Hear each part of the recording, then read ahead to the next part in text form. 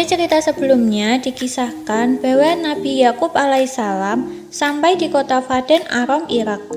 Dengan bantuan para penduduk yang ditemui, Nabi Yakub alaihissalam akhirnya dipertemukan dengan seorang gadis bernama Rahel, putri dari Laban bin Betuil. Nabi Yakub alaihissalam kemudian mengikuti Rahel menuju rumahnya. Dari pertemuan inilah Nabi Yakub alaihissalam telah jatuh hati kepada Rahel. Ia pun berdoa kepada Allah Subhanahu wa Ta'ala agar Rahel lah yang akan berjodoh menjadi istrinya. Pesan dari sang ayah. Sampainya di rumah Rahel, Nabi Yakub alaihissalam bertemu dan disambut ramah oleh paman beserta seluruh keluarganya. Setelah bercerita kabar masing-masing dan mengobati kerinduan mereka, Nabi Yakub alaihissalam pun diperbolehkan tinggal di rumah keluarga Laban. Beberapa hari kemudian, Nabi Yakub alaihissalam menyampaikan pesan dari ayahnya agar sang paman berkenan mengangkatnya menjadi menantu.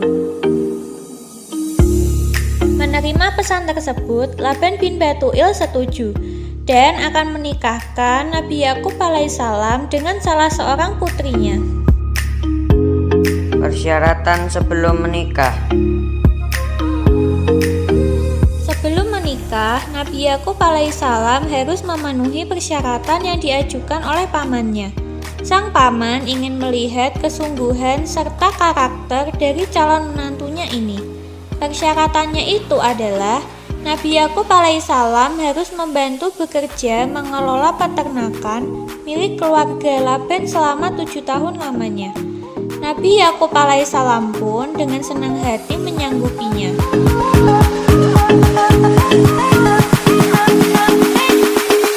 Setelah 7 tahun berlalu, Nabi Yakub alaihissalam dan Rahel menjadi semakin akrab dan mengenal pribadi masing-masing. Sementara itu, usaha peternakan keluarga Laban bin Betuil semakin besar dan terkenal, hingga suatu hari Nabi Yakub alaihissalam memberanikan diri menagih janji pamannya. Dak-dikduk hati Nabi Yakub alaihissalam. Saat dimana sang paman akan menepati janjinya, yang terjadi justru di luar harapan Nabi Yakub alaihissalam.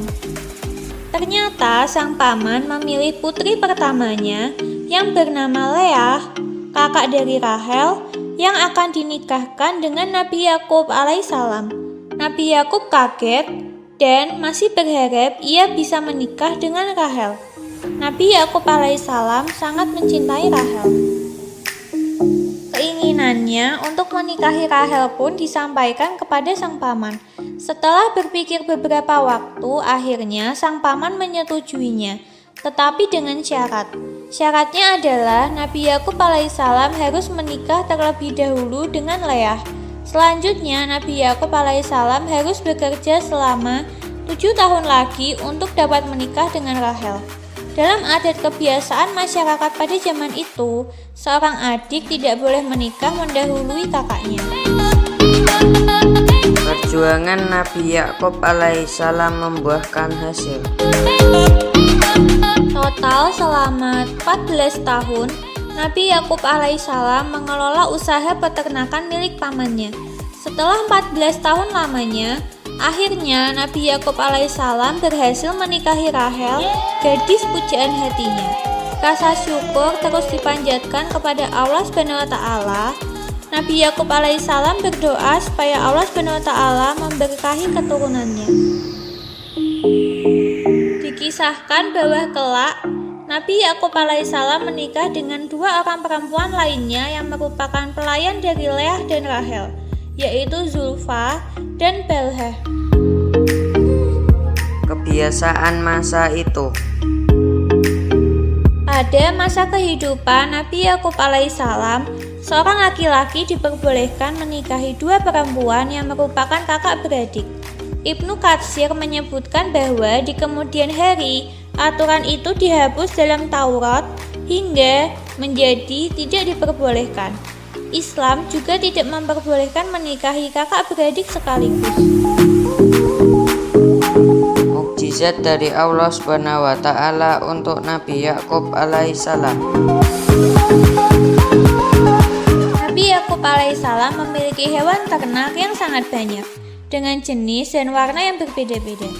Semua anak kambing yang dilahirkan selalu berbulu putih, tidak peduli apapun warna bulu induknya.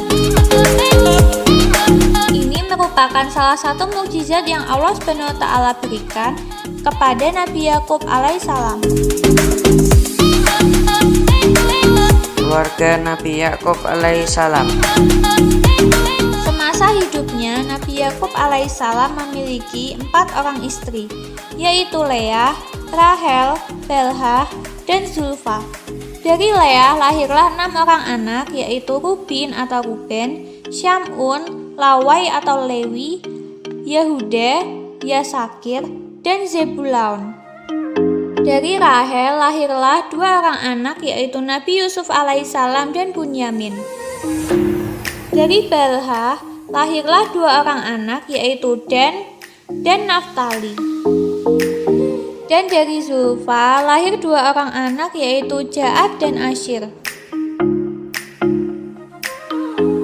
12 orang keturunan Nabi Yakub alaihissalam ini berkembang menjadi sangat banyak dan disebut Al-Asbat, yang bermakna kabilah Bani Israel sesuai julukan Nabi Yakub alaihissalam. Isra berarti budak atau hamba, sedangkan Eli berarti Tuhan. Meski satu keturunan, namun anak-anak Nabi Yakub alaihissalam tidaklah sama karakternya. Sebagai contoh, keturunan Rahel bersifat baik, sedangkan beberapa keturunan Leah memiliki sifat yang kurang baik. Dari garis keturunan Leah dan Rahel kelak akan ada yang menjadi nabi-nabi dan rasul Allah. Bagaimanakah kelanjutan kisah Nabi Yakub alaihissalam bersama keluarganya? Simak terus cerita Nabi Yakub alaihissalam pada episode berikutnya ya. Jangan lupa share. Sampai jumpa.